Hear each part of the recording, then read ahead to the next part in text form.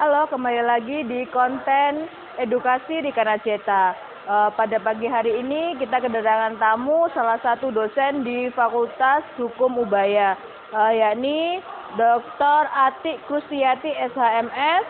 Beliau adalah dosen Fakultas Hukum Ubaya dan dosen Pancasila di Departemen Mata Kuliah Umum Ubaya. Selamat pagi Ibu, gimana kabarnya pagi ini? Baik, terima kasih Mbak Rita. Iya, sama-sama Ibu. Ya. Dulu tahun berapa ya lulus dari Ubaya dulu ya? Saya angkatan 2000 Ibu. Jadi saya salah satu murid Ibu di Fakultas Hukum Ubaya angkatan 2000. Iya. Ibu, pada pagi hari ini kita akan membahas tentang Pancasila dan kaum milenial. Kira-kira seperti apa ya Bu ya Pancasila itu? Untuk bagaimana pentingnya Pancasila bagi kaum milenial saat ini, Bu? Oke, baik. Terima kasih Mbak Rita sudah diundang di channel Rikana Cetak. Ya, Bu. Ya. Jadi kalau ditanya arti pentingnya apa, gitu ya. Jadi kalau kita bicara arti penting itu kan pasti bicara kalau dari tataran keilmuan itu bicara dari aspek aksiologi, nilai-nilainya apa, sehingga itu menjadi penting. Kemudian kaum milenial itu apa, gitu ya. Jadi kalau dilihat ideologi itu banyak macamnya ya. Salah satunya adalah ideologi Pancasila. Dan ideologi Pancasila itu kan bisa sebagai ideologi perjuangan, ideologi pembangunan, dan sebagainya. Nah, kita lihat dulu sih apa yang dimaksud dengan ideologi Pancasila. Jadi intinya sebelum melihat ideologi Pancasila, kita lihat dulu arti ideologi itu apa, gitu ya. Jadi kan ini ada dua kata, ada kata ideologi, ada kata Pancasila. Nah, ideologi itu dari kata ide. Ide itu gagasan, ya, ajaran, pemikiran. Logos itu ilmu. Jadi ini adalah ilmu tentang ajaran. Tapi ajaran yang bagaimana? Ajaran tentang sesuatu yang dianggap penting, yang dianggap paling pas bagi sebuah komunitas tertentu, sebuah bangsa tertentu. Untuk yang kemudian Bu, apa saja tantangan penerapan Pancasila bagi kaum milenial Bu? Jadi tantangannya untuk kaum muda ini apa Bu? Jadi kan kalau Ibu mengajar Pancasila itu apakah anak-anak ini interest atau tidak, atau ogah-ogahan atau biasa aja Bu? Biasanya gimana Bu? Ya, baik.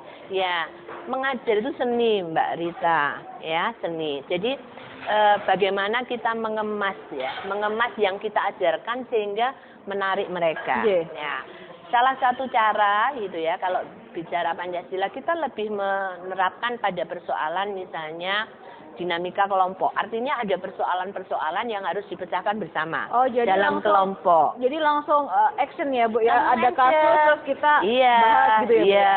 Iya. Jadi karena gini, kalau tantangan itu lebih bicara pada persoalan strategi ya. Strategi kita menghadapi itu bagaimana, ya. Dan saya yakin generasi milenial itu generasi yang oke banget, ya. Daripada zaman saya dulu, ya. Saya dulu itu kan kalau misalnya mau menulis skripsi aja, kalau salah di tip ya Bu ya. Ya, tapi juga habis itu ngulangi lagi kan, ngulangi dari awal kita sampai hafal. Nah, gitu ya, Bu, itu salah satu yang kita anggap sebagai kelemahan tapi sebenarnya juga jadi kelebihan karena kita jadi tahu. Tapi kalau generasi sekarang ya, mereka kan gampang sekali, informasi itu mereka dapatkan gampang. Sehingga kalau menulis itu kadang-kadang mereka tinggal copy paste aja gitu ya. Sehingga kalau Mbak Rita mengatakan tantangan, bagaimana tantangannya itu niatnya gimana? Ya, goodwill-nya mereka memiliki Pancasila ini ada enggak gitu ya. Kalau orang Surabaya itu bilangnya itu Mbak Rita, ojo jarkoni, iso ujar tapi gak iso ngelakoni. Saya itu Pancasilais loh. Tapi kenyataannya masih ada pikiran-pikiran yang sara misalnya, pikiran-pikiran yang chauvinisme, itu kan tidak benar. Jadi harus nek ngomong Pancasila ya harus bisa dilaksanakan. Jadi biasanya kan memang gitu Bu, iya, kita paham, tahu tapi kita tidak bisa mengaplikasikannya di kehidupan iya. sehari-hari Bu. Harus dibedakan antara able dan will ya. Able itu dapat, will itu keinginan. Ada yang dia punya keinginan tapi nggak dapat ya. Mampu dan mau, ini harus sebuah tantangan yang harus ada. Jadi dia juga harus mampu dan harus mau melaksanakan.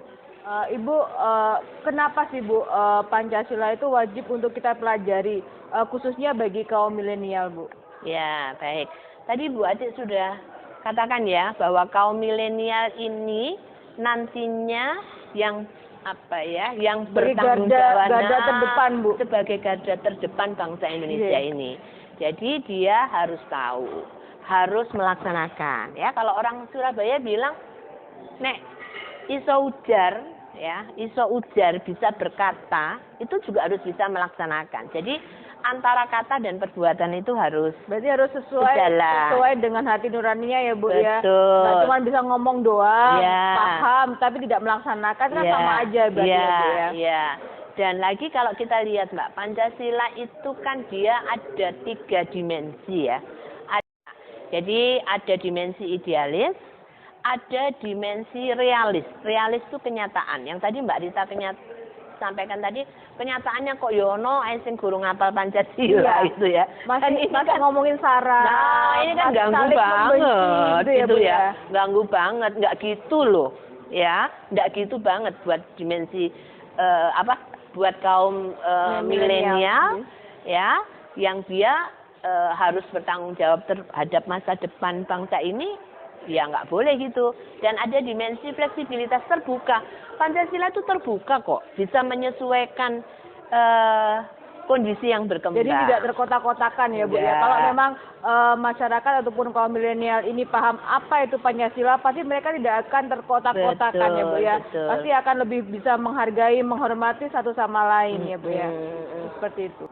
Berarti Bu, bagaimana sih Bu, bagi kami ini yang kaum muda ini, meskipun saya sebenarnya sudah berumur ya Bu ya, tapi saya masih berasa muda lah Bu ya. Sama Bu Ati juga sudah berumur, tapi kalau ketemu mahasiswanya, bekas mahasiswanya itu rasanya masih muda. Bagaimana sih Bu menerapkannya bagi kami, khususnya generasi muda ini agar bisa terus di dalam hati dan pikiran kita itu selalu ada menerapkan sila-sila yang ada di dalam Pancasila ini Bu. Baik, jadi bicara tentang implementasi ya, bicara tentang aspek epistemologi bagaimana menerapkan. Ya paling gampang kita itu menerapkan ya dari diri kita sendiri dulu ya. Dari diri kita, di keluarga, pokoknya dari lingkungan yang paling dekat. Kalau di dalam keluarga aja kita masih memberikan perlakuan diskriminatif ya berarti nggak sadar sila kelima. Kalau misalnya di dalam keluarga itu memberikan hak dan haknya berbeda-beda sih, anak kesayangan ya enggak ada sih sebenarnya anak kesayangan, tapi kadang-kadang kita memberikan perlakuan yang berbeda kepada si A, kepada si B dalam keluarga. Kalau dalam lingkup bekerja, Mbak Rita sendiri misalnya, ini ada karyawan kesayangan ya, diberikan perhatian, hak privilege yang lebih dari yang lain. Ya itu berarti nggak sadar gitu. Paling gampang gitu aja. Kalau di masyarakat Bu, kalau di lingkungan masyarakat seperti apa Bu? Iya, dalam lingkungan masyarakat malah lebih gampang ya. Masyarakat tempat kita tinggal misalnya, ada orang karena dia secara status sosial itu lebih tinggi misalnya, ekonominya lebih tinggi, nggak berani menegur kalau melakukan kesalahan. Nggak bisa juga ya. Biasanya mereka akan lebih meminta servis yang lebih ya Bu ya. Meminta perlakuan yang lebih. Ibu, harapan Ibu sebagai dosen maupun sebagai orang tua Bu, bagaimana sih Bu agar kaum muda ini bisa tetap mengamalkan isi-isi dari sila-sila Pancasila dalam kehidupan sehari-hari? Baik, ya tadi Mbak Rita menanyakan harapan saya sebagai dosen, sebagai orang tua ya terhadap generasi milenial dalam kaitan Pancasila itu bagaimana ya.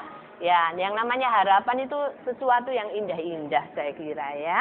Ya, saya berharap bahwa generasi milenial itu dia sadar bahwa Pancasila itu merupakan sesuatu yang penting gitu ya. Nah, kalau dia sadar penting, maka saya berharap nasionalisme itu akan terbentuk. Nasionalisme itu kan ukurannya bisa objektif, bisa subjektif. Objektif itu kita bicara tentang teritorial ya. Jadi nasionalisme Indonesia itu adalah mereka yang teritorialnya di Indonesia. Ada juga ukuran nasionalisme dari aspek subjektif. Subjektif itu bicara tentang kesadaran ya, tentang keinginan, tentang loyalitas. Baik. Jadi Mbak Rita jadi bicara tentang harapan itu saya mau kasih pantun aja, boleh ya? Ya. Jadi katanya hujan turun, topan melanda. Patah satu anak tangga. Kita memang ya berbeda-beda, tetapi Pancasila harus tetap kita jaga. Saya kira demikian. Strategi khusus apa Bu yang bisa Ibu berikan kepada mahasiswa ataupun dengan kaum milenial, bahkan untuk lingkungan sekitar Ibu, untuk mereka harus menanamkan nilai-nilai dari Pancasila itu sendiri? Iya, bicara strategi. Ya ini jangan jangan dibayangkan kayak dokter memberi resep gitu ya. Wah, ini kalau flu gini enggak ya. Karena ini kan bicara tentang sikap ya, sikap. Jadi bagaimana perilaku atau sikap seseorang ya. Jadi Mbak Rita, kalau kita bicara sikap itu bicara dari aspek psikomotorik ya. Jadi kalau belajar itu kan ada kognitif, ada afektif, ada psikomotorik. Ya tentu nggak bisa semudah membalik telapak tangan. Ya, tetapi paling tidak ada guidance, ada hal-hal pokok. Kita semua tahu bahwa Pancasila tadi kan sudah kita kenal sih di dalam kehidupan berbangsa dan bernegara sudah sejak lama. Dan di dalam Pancasila itu ada nilai-nilai inti, ya. Ibu, terima kasih banyak telah hadir di podcast Rita di Dikana Ceta.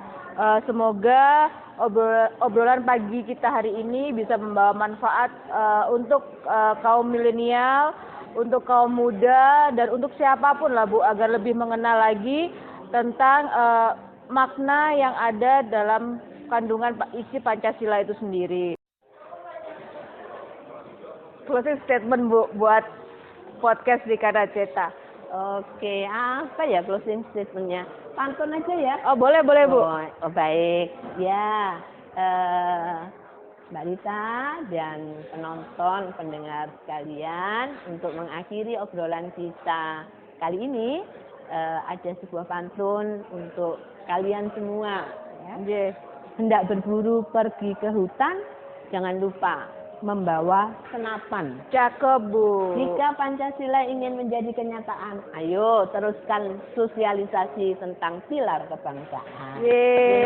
Bu Adi, terima kasih pantunnya, semoga mengena di kaum milenial ini.